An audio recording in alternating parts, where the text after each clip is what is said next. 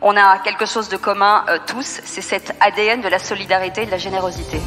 Parce que les entrepreneurs ne sont pas que là pour aller gagner des profits. Une vie sans engagement est une vie fade. Qu'est-ce qu'on risque ? Obtenir du bonheur ? Le bien de tous et l'affaire de chacun. Vous écoutez Génération Bien Commun. Je suis Thomas Tixier et tous les 15 jours, je reçois un invité qui s'engage au service du bien commun. Ensemble, nous discutons de son parcours, de ce qui l'anime au quotidien et de ses actions concrètes en faveur de la société. Rejoignez-nous dans ce podcast pour découvrir des échanges sans tabou avec ceux qui osent s'engager. Bonjour Jean-Marc. Bonjour. Bienvenue sur Génération Bien Commun. Merci de m'inviter. Je suis ravi de te recevoir. Ça fait quelques années que moi je gravite autour à la fois de ces écosystèmes et du coup que je découvre Entourage. La première fois que je t'ai vu, c'était à Pitch My Church il y a des années avec François Pinsac, au tout début du projet, dans la crypte de Saint-Honoré-des-Laux. Et il s'en est passé des choses, si on prend les dernières qui ont beaucoup fait parler, on en parlait à l'instant, l'IMOCA. Une petite pensée pour François d'ailleurs, qui est plus avec nous aujourd'hui et c'est triste. Ouais, c'est pas se faire attraper trop par l'émotion, mais une énorme pensée pour François, effectivement, sans qui je ne serais probablement moi pas là aujourd'hui. J'écoutais là tout à l'heure aussi ton podcast des lueurs là dans le train, en venant. Du départ de ta vie en passant par cette expérience au Kilimandjaro, avec cette expérience de mort imminente, la dimension de ta vie spirituelle derrière, puis ton engagement aujourd'hui en lançant Entourage, en lançant LinkedIn Out. Je perçois que dans ta vie, il y a eu ce moment où il y a eu un énorme déclic qui t'a fait passer d'une vie très concentrée en termes d'énergie autour du monde professionnel et aujourd'hui avec une dimension peut-être plus forte d'impact au service des autres, au service de la société. À quel moment t'as regardé un sans-abri dans la rue et tu t'es dit, il faut que je fasse quelque chose pour leur rendre service? En fait, pour reformuler ce que t'as dit, je pense que je suis passé d'une vie égoïste et autocentrée sur ma propre réussite, et professionnelle et familiale, à autre chose. Et c'est pas de mon fait complètement. En fait, je me suis un peu laissé piloter, notamment par une rencontre avec le Christ, qui a complètement bouleversé ma vie le 1er mai 2008 vers 17h. Et donc une rencontre qui a été très forte, qui a été très bouleversante pour moi. Et depuis, c'est un peu rock'n'roll en fait. C'est-à-dire que il a fallu que je comprenne comment revivre dans un monde dans lequel les règles de logique se sont inversées, parce que les règles de l'évangile, elles sont l'inverse des règles du monde. D'accord ? Celui qui s'élève sera abaissé, le riche est pauvre, celui qui perd tout gagne, etc. Celui qui garde tout pour soi perd. Et on est heureux en se donnant soi-même. Donc ces règles-là qui sont à l'inverse de la logique du monde, c'est compliqué en vrai de comprendre comment agir. Et cette rencontre que j'ai pu faire avec une personne sans-abri, qui est pas d'abord un sans-abri, qui est d'abord une personne. Et en fait, en allant travailler tous les matins et en rentrant chez moi tous les soirs, je croisais des personnes en situation de rue qui étaient sur mon trottoir. Et le truc, c'est pas une volonté de dire tiens, je vais faire quelque chose pour ces pauvres. C'était à l'inverse de les regarder. C'est-à-dire, en général, on est gêné, on n'ose pas trop poser le regard sur leur situation, etc. Et c'est juste de regarder la personne en tant que telle. Et quand on regarde quelqu'un, on admet qu'il existe, déjà. On rentre dans la relation, en vrai, juste avec un regard. Parce que lui, il accroche. Et c'est d'ailleurs une des raisons pour lesquelles on les regarde pas, c'est parce qu'on a peur de rentrer dans cette relation. Et je sais pas pourquoi, je me suis dit, mais là, c'était même pas voulu, quoi. C'est juste d'accepter de regarder cette personne. Et du coup, très vite après, ça s'emballe. Et après, il y a Entourage. En fait, mais ça part vraiment d'un regard. Avant d'appeler Entourage, je voulais qu'on l'appelle Look at Me. Regarde-moi. L'association. Évidemment, c'est nul comme titre. En plus, ça fait marketing, bling bling, mais c'est mon ami Jérôme qui a trouvé Entourage. Jérôme Mercier. Voilà. Donc c'est la façon dont je pose un regard sur une personne et non pas sur un sans-abri. Justement. Et ce regard-là m'entraîne à m'arrêter, à discuter, à rigoler, parce que ils m'ont fait passer, je les mets au pluriel parce qu'ils sont nombreux, mais voilà, à passer du temps avec eux, à m'enrichir en fait de leur expérience. Ils ont bousculé mes préjugés. Moi, j'avais en tête que le gars qui est à la rue ou la femme, il ou elle a besoin d'un sandwich ou de 2 €, d'une couverture. Et en fait, il me disait qu'il crevait de solitude, d'un mauvais regard. On me regarde mal, j'existe pas pour les gens, j'ai pas de prénom. Je vois passer 3000 personnes, il y en a 2 qui me disent bonjour, etc. J'ai l'impression d'être un sac poubelle sur le bord de la route. Donc, ce que je percevais à l'époque, on est en 2012 là, je percevais ça comme une énorme souffrance de solitude et une souffrance de pas exister aux yeux des autres. Et ça s'est fait conjointement avec, professionnellement, J'étais en train de travailler avec mes équipes et on brainstormait pour créer un réseau social professionnel sur mobile. J'étais chez Viadeo à l'époque, on avait déjà une appli mobile, mais l'idée c'était de dire est-ce qu'on peut faire autre chose dans le cadre professionnel pour se créer du réseau. Et en fait, ça s'est télescopé en disant mais en fait, si ce réseau de relations sur téléphone mobile, je peux le mettre au service de ces personnes en situation de rue, en fait, je peux les aider à régler ce problème d'être tout seul et de recapitaliser ces gens d'un réseau de relations par la tech en mobilisant les voisins.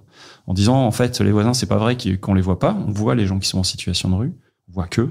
Sauf qu'on est gêné, on sait pas comment agir. Et peut-être que un réseau social, vraiment social, permettrait aux voisins de s'engager et de rentrer dans des relations et de s'enrichir de cette relation. Moi, je suis ressorti enrichi. Un petit élément, il y a beaucoup de gens à la rue aujourd'hui qui ont un smartphone, qui ont la possibilité de télécharger une appli et bien sûr, vivre avec, quoi.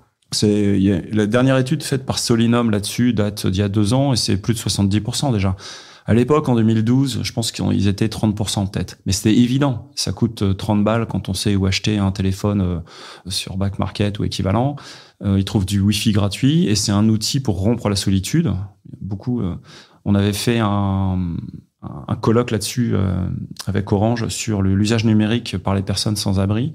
Et en fait, il y a une des personnes qui dormait dans sa tente qui a témoigné en disant « Mais moi, j'ai le Wi-Fi dans ma tente. » Parce que le resto à côté m'ouvre le Wi-Fi et du coup, il tue son temps à regarder des trucs débiles sur Internet.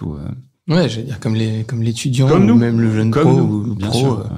qui soit sur TikTok ou alors ailleurs. c'est pire parce que ça devient une fuite de la réalité pour le coup, s'il n'y a pas d'autre équilibre de la relation sociale à côté. Mais voilà. Donc oui, ils sont équipés et on a conçu l'appli pour permettre aux voisins d'utiliser l'appli pour quelqu'un qui lui n'aurait pas l'appli. Je peux très bien, et ça m'est arrivé, de dire est-ce que quelqu'un dans le quartier parle le hongrois parce que je suis en relation avec un homme qui vient de Hongrie, qui parle pas un mot de français, il dort là à la rue vraiment, et il peut pas s'en sortir s'il parle pas un mot de français. Donc est-ce que quelqu'un pourrait, et à ce moment-là, je lui présenterai cet homme qui avait pas de smartphone. Donc je peux utiliser l'appli pour créer du lien quand même. Pour fabriquer le lien et évidemment, sortir, en fait. Voilà, et évidemment, c'est ce qu'on appelle la technologie positive, c'est-à-dire que on n'a pas besoin d'une appli pour rentrer en relation avec une personne en situation de rue. Mais si quelque part ça donne l'impulsion, ça permet de comprendre que je suis pas tout seul dans la relation, qu'on est d'autres autour, de comprendre comment il faut faire, de savoir qu'il y a un modérateur qui peut m'aider si je me pose des questions, de pas me laisser embarquer tout seul, bah peut-être ça va me donner l'impulsion de rentrer dans la relation. Et là, j'ai pas besoin d'une appli. Je suis dans une relation d'humain à humain, d'homme à homme ou de femme à femme. L'objectif de l'appli, c'est juste un moyen. Ce qu'on attend en fait derrière, c'est d'aller s'asseoir. Et on fait l'inverse, exactement. Et on fait l'inverse de la plupart des réseaux sociaux, c'est-à-dire qu'on virtualise pas le monde et la relation. Au contraire, on part d'une connexion virtuelle et on amène dans la vraie vie à rencontrer des gens qui sont proches par la géographie, mais loin par l'histoire. Et on pousse ces gens à se rencontrer. Voilà, c'est vraiment ça qu'on fait chez Entourage. On appelle ça la rencontre transformante, parce que quand 2 personnes comme ça se rencontrent et se mettent à vraiment se rencontrer, à comprendre la vie de l'autre, à échanger, à se bousculer l'un l'autre par les idées, on se change soi. Et donc on pense qu'il y a une puissance transformative de la société par ces rencontres transformantes. C'est-à-dire que et des deux côtés, les deux côtés vont sortir changés. Et on le mesure. Aujourd'hui, on mesure l'impact d'Entourage, où on a plus de 150 000 personnes engagées dans ce réseau dans beaucoup de villes de France maintenant. Donc, on est capable d'aller voir ces gens et de comprendre ce qui se passe. À peu près 30% des actifs sont des personnes SDF. Et ils sont très nombreux à se dire remobilisés. Je sais plus, c'est plus de 40% d'entre eux qui se sont réinscrits, par exemple, dans des programmes pour se réinsérer ou qui ont repris des démarches auprès de travailleurs sociaux, des choses comme ça.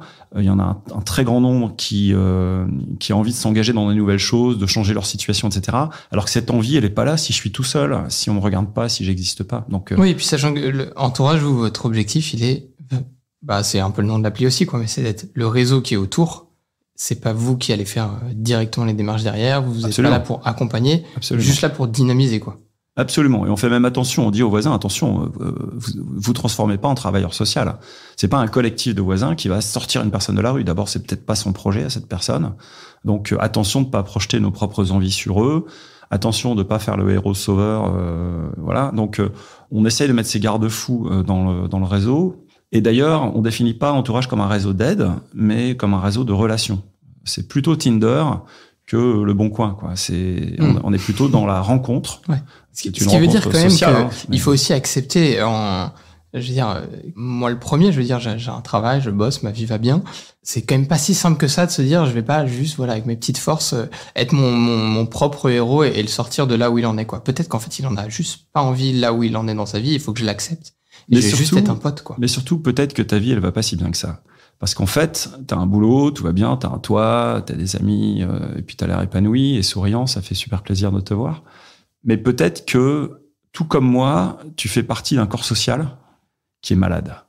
Et en fait, dans un corps, quand il y a un des membres qui est malade, le corps va pas bien. Si j'ai un problème dans un de mes, je sais pas, si j'ai une ampoule au pied, ou si j'ai des trucs plus graves, je soigne. Et là, on est un corps social. On a perdu ce sens de l'unité. Et c'est fondamental. C'est-à-dire que l'unité, et c'est l'unité dans la diversité, on est chacun différent, c'est pas l'uniformisme. L'unité fait que je suis responsable de l'ensemble du monde, du cosmos, de la planète, de la création, de l'atmosphère, de mes frères et de mes sœurs qui sont là et qui vivent autour de moi. Et on a brisé l'unité qui nous fait comprendre ça. Donc on est dans un monde qui est dominé par une idéologie individualiste, d'accord ? Donc on est des monades autonomes, voilà, on est appelé à réussir par sa propre force, par sa performance, par son travail, par tout ça. Et on oublie qu'on se réalise pas tout seul, on peut pas. Et on oublie qu'on est gardien des autres. Pas gardien des autres, mais gardien du soin des autres. Si j'ai quelqu'un dans ma rue ou dans mon environnement qui est abandonné et qui est laissé pour compte, c'est ma propre dignité qui est abaissée, en fait. Donc, en fait, on pense qu'on va bien. Je pense comme toi, hein. Moi, c'est pas une critique, ok? Et je veux pas culpabiliser, mais on pense qu'on va bien.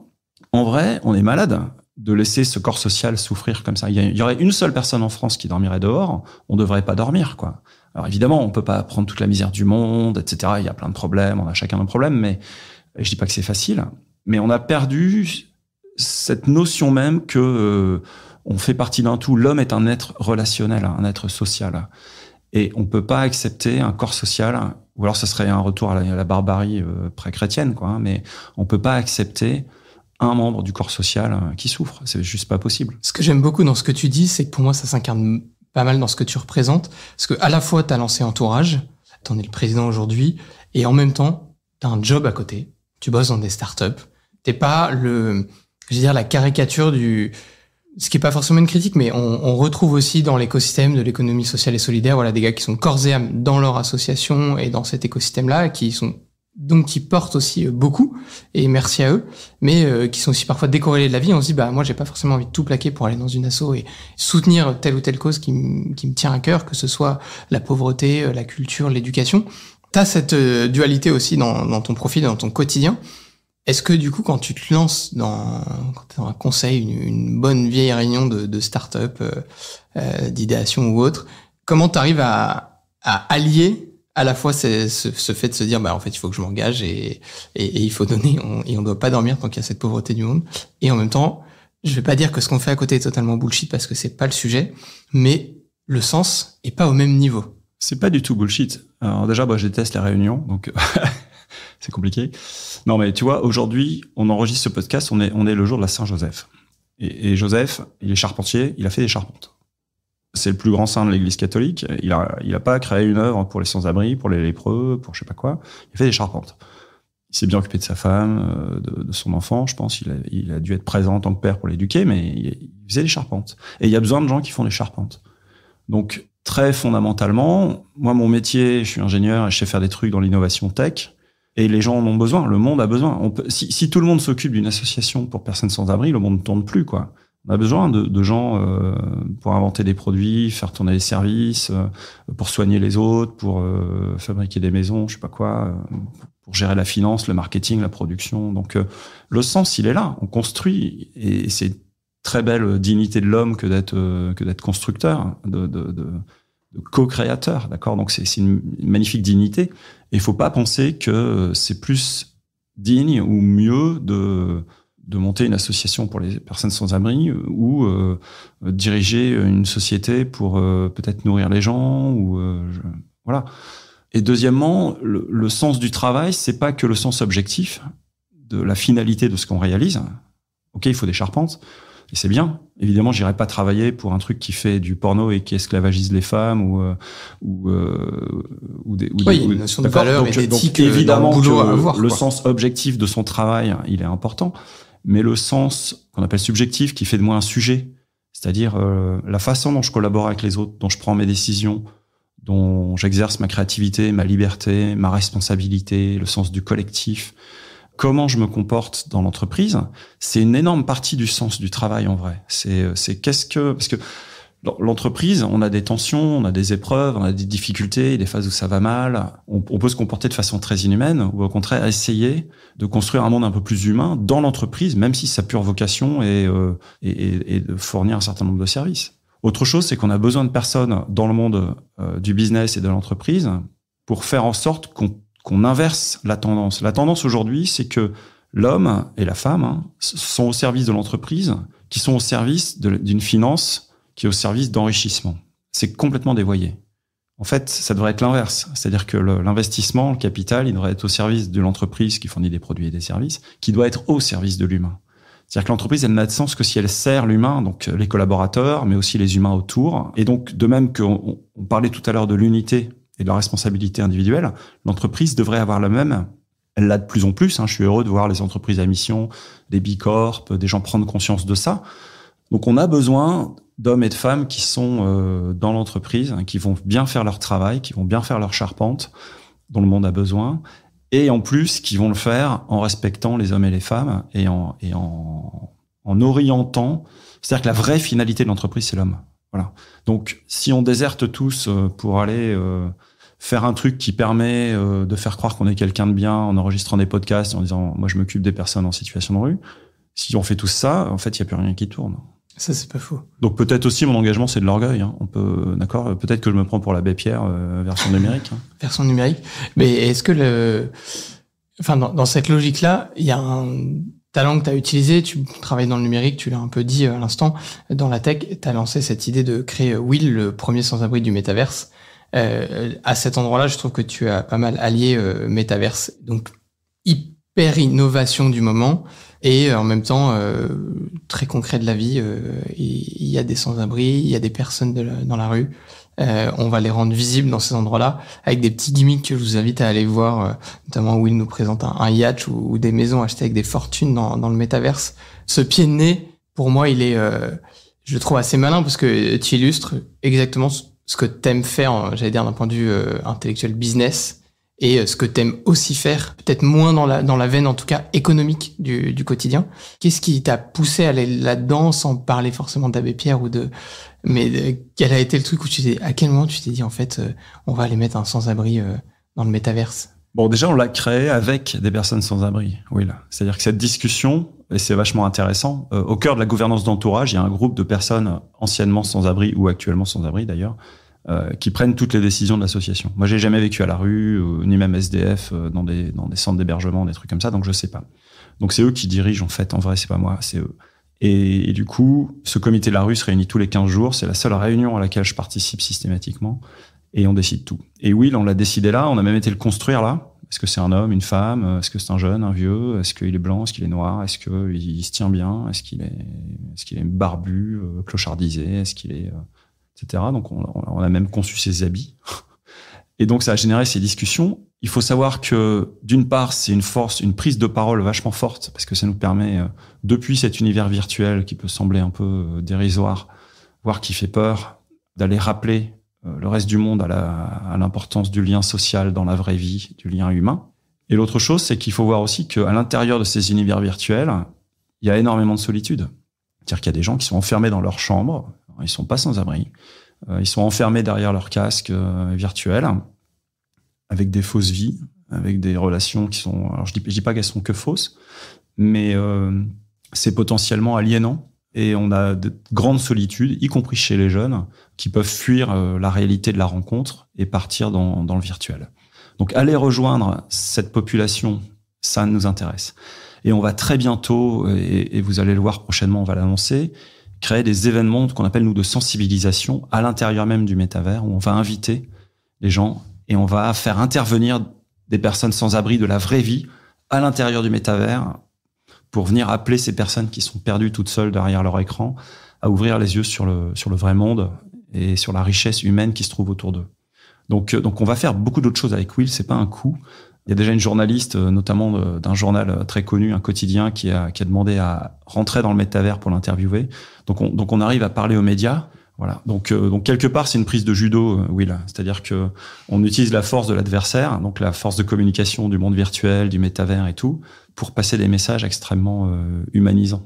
Oui, en fait, quelque part, la personne derrière son casque virtuel enfermée, ça va être une autre forme de pauvreté demain. D'isolement.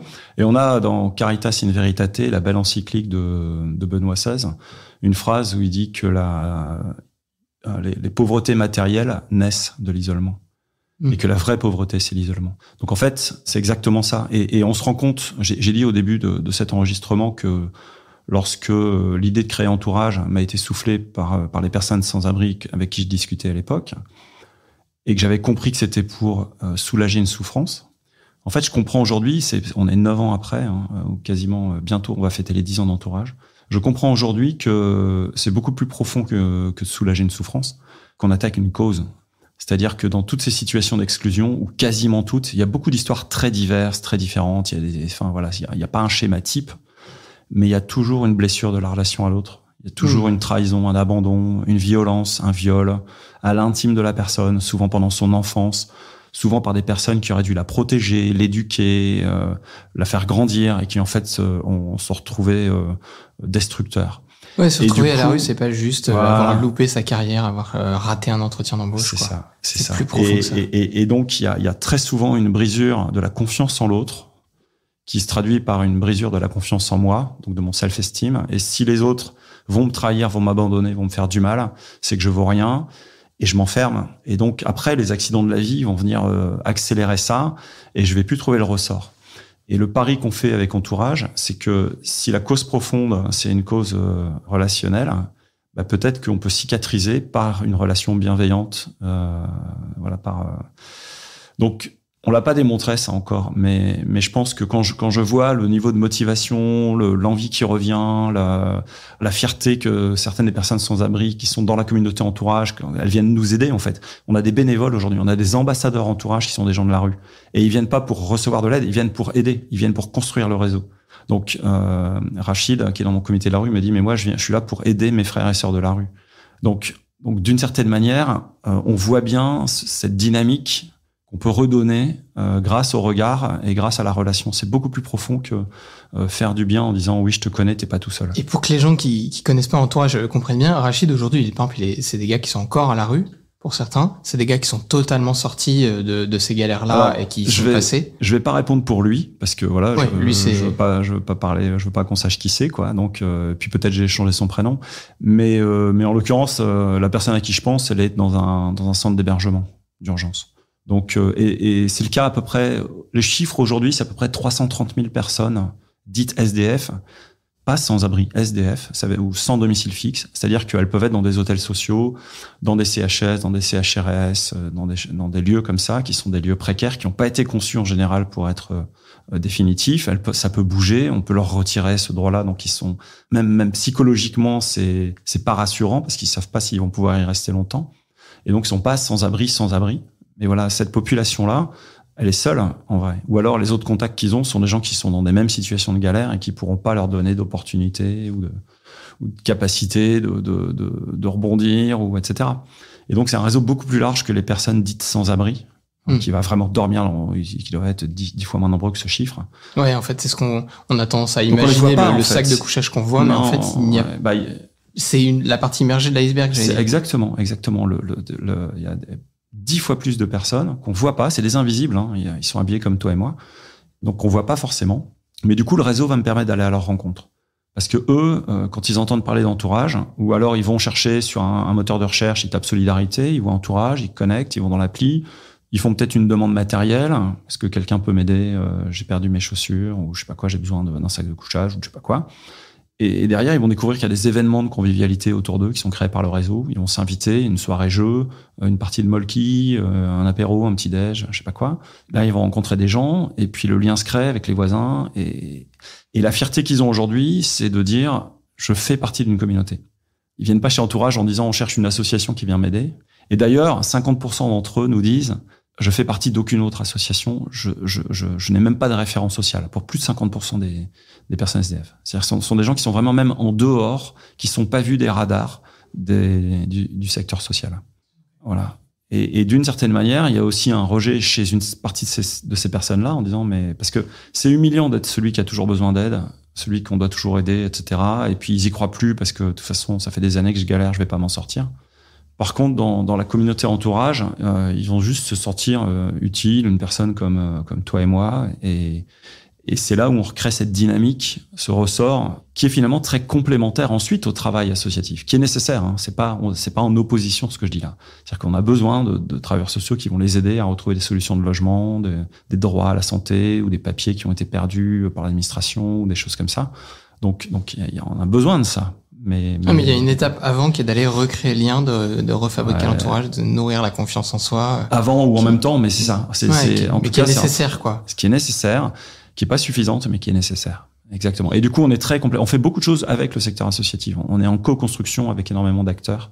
Donc, si tu devais partager 3 conseils pour après n'importe qui croise une personne sans abri le long de son chemin en rentrant, cette partie immergée de l'iceberg, 3 conseils pour l'aborder. Tu nous as donné tout à l'heure cette notion déjà de regarder. On imagine aussi, on entend assez facilement le côté au moins dire bonjour.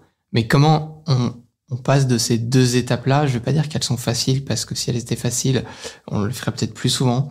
Mais comment on se met dans une dynamique aussi où on peut aller plus loin que ça? Il y a plein de conseils. Hein. On a écrit un petit livre avec et sans abri, édité chez Première Partie, qui donne ses conseils, qui raconte ses histoires. Donc là, vraiment, si quelqu'un est intéressé, je vous invite à télécharger l'application Entourage et ou lire ce petit livre. Mais par exemple, un conseil simple, c'est n'infligez pas de l'aide. Voilà. Un autre conseil qui est sans doute plus important, c'est une posture d'humilité. La personne n'a pas forcément envie de vous parler, donc il n'y a pas d'obligation de résultat, on est dans la rencontre. Donc, faut être très respectueux de la personne. C'est peut-être pas le bon moment, elle a peut-être autre chose à faire, ou ça s'est mal passé cette nuit, et elle a été violentée, elle a pas du tout envie de voir quelqu'un. Donc, c'est d'être très respectueux, c'est effectivement un sourire, un regard, c'est d'être disponible, en fait, de se rendre disponible à la personne. Et si elle a envie d'engager quelque chose, d'engager la conversation, respectueuse, je vous vois la personne. Alors moi, je serre la main, souvent, ça c'est très personnel, voilà, de se mettre à son niveau. Donc là, on parle vraiment pour les personnes en situation de rue. Mais voilà, c'est d'avoir cette notion qu'on est dans la relation humaine. Donc ça marche pas. Hein. Et de pas forcer, quoi. Et de pas infliger de l'aide et de pas penser que je suis là pour la sauver. Et quand tu dis pas infliger de l'aide, c'est je rentre pas tout de suite sur des questions. Qu'est-ce que je peux faire pour toi? De quoi t'as besoin? Mais juste d'être... Comment tu t'appelles? L'année, en 2014, quand j'ai créé, quand on a fondé vraiment l'association, on a déposé les statuts de l'association Entourage. Je travaillais dans une start-up qui se trouvait derrière la Trinité, ici à Paris. Et en face, il y avait une personne en situation de rue qui était tous les jours là sur le porche d'une maison en face de chez moi. Et c'était l'hiver, je crois que c'est l'hiver 2014 où il faisait hyper froid. Et donc, je vais voir cette personne à la sortie du boulot. Je la connaissais assez bien. Et je dis, bon, alors, salut, comment tu vas? Enfin, bon, on se connaissait depuis un bout de temps. Hein. Alors, il dit, bah, ça va, etc. Je dis, t'as pas trop froid? Il me dit, non, tu sais, j'ai l'habitude. Déjà, à la rue, on souffre plus de la pluie que du froid. Mais bon, non, j'ai l'habitude. Il me dit, est-ce que tu veux un fromage? Je dis, ah, bah ouais, volontiers, j'aime beaucoup le fromage, merci. Donc, il me donne un fromage qui était tout neuf, qui sortait de chez le fromager. Il me dit, est-ce que tu veux du pain aussi? Je dis, ah non, t'es gentil, là, j'ai mon ordinateur à porter, j'ai ton fromage, j'ai du pain chez moi, mais pourquoi tu me donnes tout ça? Il dit, bah regarde. Donc il ouvre son sac, c'était plein de bouffe. C'est-à-dire que tout le monde passait, ce qui est super, tout le monde lui donnait à manger. Sandwich, des fromages, du pain, etc. Ce qui est bien, hein, c'est top, quoi. Mais donc lui, il redistribuait parce qu'il va pas manger tout ça. Mais est-ce que c'est pas mieux d'abord de dire bonjour monsieur, je vous vois là tous les jours, comment ça va? J'espère que vous allez bien.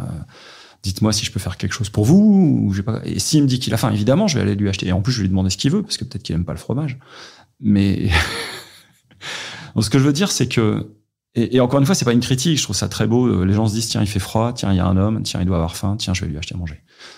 Mais il y a aussi, d'une certaine manière, une façon de voir ce geste en disant, tiens, t'es un ventre et je vais te nourrir. T'es d'abord un homme. Je vais d'abord te parler en tant qu'homme ou en tant que femme et te reconnaître. Et je racontais ça un jour à une personne qui venait d'Afrique et qui explosait de rire, quoi, en disant mais chez nous, ce serait pas possible de faire ça. On va commencer par palabrer un quart d'heure pour savoir d'où il vient, etc. dans notre culture. Donc on a oublié les fondamentaux, en vrai. Il faut pas avoir peur aussi de l'histoire et de la galère de l'autre, qui va sortir peut-être de la discussion. Et qui lui-même a peur de nous. Quand on parle avec mon comité de la rue chez Entourage, ils nous disent mais nous on a peur de vous. Donc c'est des regards de peur ça marche pas, quoi. Et la rencontre, elle fait tomber la peur. Ça veut pas dire qu'il faut être imprudent. Il y a aussi des cas où il faut pas le faire, où une jeune fille toute seule le soir à 22h, ou avec un homme, peut-être que c'est pas le moment d'engager la conversation, d'accord. Enfin, faut garder un peu de bon sens et de lucidité et de prudence. Aussi une personne qui est pas en état de parler ou je sais pas quoi, mais voilà, faut quand même laisser tomber ses peurs et être ouvert à cette rencontre, et elle est transformante. Et en fait, elle est pas transformante seulement pour nous. On a 72% des personnes, des riverains, comme on les appelle chez Entourage, donc des gens qui ont à toi, qui ont fait des rencontres, disent que ça a changé leur relation aux autres en général dans la vie. C'est-à-dire qu'ils ont transformé leur relation aux autres au boulot ou avec leur famille, ou etc. parce que moins de préjugés, moins de peur, justement, plus de compréhension sur des situations qui comprennent, pouvant venir d'histoires différentes. Donc, et ça fait du bien à tout le monde, en vrai. Vous avez compris que je suis chrétien, et il y a, d'une certaine manière, et c'est une expression du pape François dans son encyclique La joie de l'évangile, de faire connaître au monde la mystérieuse sagesse que portent ces personnes les plus pauvres. C'est-à-dire qu'elles ont un truc à nous apprendre sur notre propre inhumanité. Ça, je l'ai vécu, je le vois, je le ressens, ils m'enseignent, en fait. Et évidemment, moi, je vais apporter aussi quelque chose, mais c'est gagnant-gagnant. Mais donc, je pense que notre monde, qui est devenu très dur, très individualiste, très brutal, on a quelque chose à apprendre de ces personnes pour nous réhumaniser. Voilà. Ouais. Ça, c'est ce qui, moi, me donne aussi beaucoup d'espoir dans l'humanité, dans ce qui se passe aujourd'hui. On voit de plus en plus de choses qui sortent, de plus en plus de gens qui se mobilisent. On faisait référence tout à l'heure aussi au bateau sur lequel, à l'IMOCA, sur lequel Entourage et Linked Out sont floqués. Il y a cette voir aussi que même, et c'est un peu ce que tu disais tout à l'heure avec la notion d'économie, une économie qui se remet au service de l'homme, des gens qui, au lieu de mettre leur entreprise en avant, vont mettre en fait ce qu'on a de plus fort ensemble, la capacité sociale de l'être humain. Absolument, et c'est d'ailleurs le discours du fondateur de la société Advance for Cyber Security, qui est propriétaire de ce bateau, enfin qui est le sponsor du bateau, de l'IMOCA, et son discours, il le met en œuvre dans ses actes. C'est-à-dire que lui dit la finance, c'est ce que je disais tout à l'heure en fait, la finance au service de l'entreprise, au service de l'humain. Et du coup, quand cette entreprise offre le naming de leur bateau pour notre projet Linked Out, qui est un projet qui remet des personnes en grande exclusion en entreprise. Donc, c'est une des composantes du réseau Entourage, c'est que on a des personnes en situation de grande exclusion qui sont prêtes à travailler. Elles ont les papiers, elles ont la psychologie, elles ont les compétences, le talent, l'expérience, mais sans réseau, on peut pas trouver. Donc, Linked Out, c'est le réseau pro des gens qui n'ont pas de réseau. Voilà.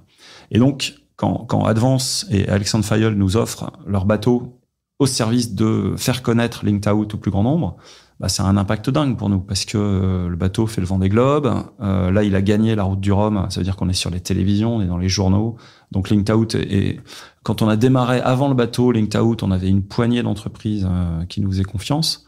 Aujourd'hui, 3 ans après, ça c'était en 2019, 3 ans après, on a plus de 500 entreprises qui sont dans le réseau Linked Out et qui du coup postent des offres d'emploi pour se former, pour recruter des personnes et devenir inclusives.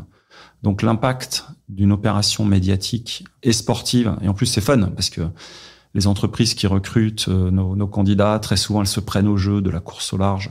Elles vont suivre le navigateur Thomas Ruyant, elles vont vibrer quand il casse son bateau, quand il est en tête, quand il se prend un problème. Enfin, et le navigateur lui-même connaît nos candidats parce qu'évidemment on a été faire de la voile avec lui. Donc au départ de la route du Rhum, on avait plus d'une centaine de personnes en grande exclusion, ainsi que des candidats Linked Out qui étaient présents au départ. Notamment, on avait reçu un financement de la région Île-de-France pour pouvoir emmener tout ce monde-là vibrer à Saint-Malo sur le départ de la route. Donc ils ont rencontré le navigateur, ils ont fait la fête avec les équipes d'Advance, avec les supporters. Et quand ils le voient gagner, enfin c'est dingue parce que Thomas les connaît en plus, il a été rencontré certains d'entre eux, il connaît leur histoire. Donc il y a une émulation entre le sport, l'entreprise et le social qui fonctionne très très bien. Donc là, on vient d'annoncer que le bateau serait vraiment dédié à l'humain, c'est le For People. parce qu'on internationalise évidemment, et il court pour Entourage. Donc en élargissant la cause, c'est pas juste l'inclusion par le job.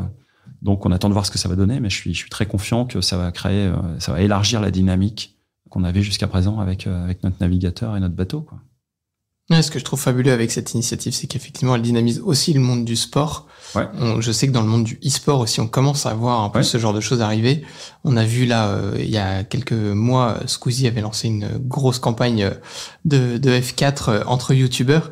Il y a un peu un rêve, c'est de voir aussi, même dans ces mondes-là, demain, non pas TikTok, TikTok sponsorise un bateau, mais mettre les couleurs d'une asso à l'avant, quoi. Mais c'est pas demain, c'est hier. On a fait, lors du précédent Vendée Globe, on a fait une course privée sur Virtual Regatta de bateaux linked out. Donc, il y avait des sponsors entreprises. Donc, il y avait plus d'1 millier de participants à la course virtuelle sur Virtual Regatta qui avaient des bateaux linked out. Ils faisaient la course contre Thomas Ruyant, contre le vrai bateau linked out. Et le gagnant a pu naviguer avec Thomas.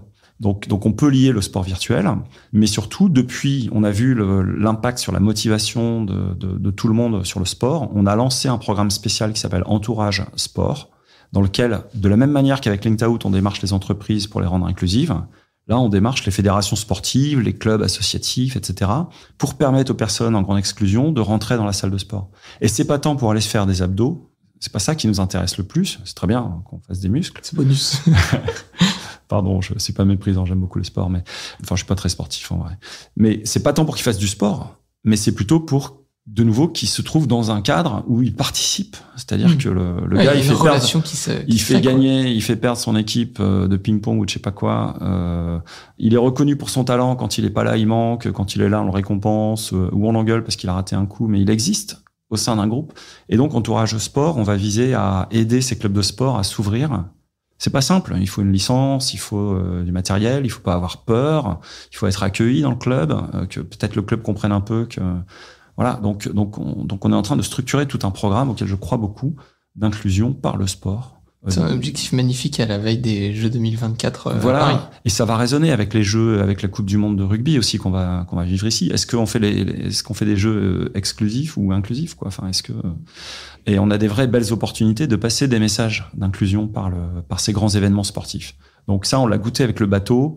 On l'a dupliqué avec un club de foot qui s'appelle le Red Star, qui est mythique, qui est ici à côté de Paris, au Stade Bauer à Saint-Ouen. Et ce vendredi, par exemple, il y a un match du Red Star. On a des dizaines de candidats linked out. Donc le Red Star joue avec un maillot linked out aujourd'hui. Donc c'est hyper motivant pour notre communauté. Donc on emmène nos partenaires, nos soutiens, etc. Et ça crée une belle dynamique de groupe. On revient sur l'unité. On recrée cette unité, ce besoin de les uns les autres, de rebâtir un truc moins injuste ou moins violent, quoi, plus humain. C'est vraiment ça. Hein. Et le sport est un bel espace dans lequel on peut créer cette unité. De même que l'entreprise, c'est un espace, c'est un corps social qui a besoin d'unité. Donc, et on va pas s'arrêter là. Bah, ça a l'air déjà énorme entre de la rencontre, du regard. Finalement, je pense que ce soit toi d'ailleurs ou cette personne de la rue, ce jour-là, dans ce regard, se dire que ça allait permettre tout ça à travers tout le collectif et tout le lien qui s'est créé au départ par vous deux, mais aujourd'hui autour de toutes les équipes qui gravitent autour d'Entourage et des gens qui le font, ouais. Et de ceux qui y croient par la finance. Donc merci à eux, merci à toi Jean-Marc pour ce temps. Bah merci de ton intérêt.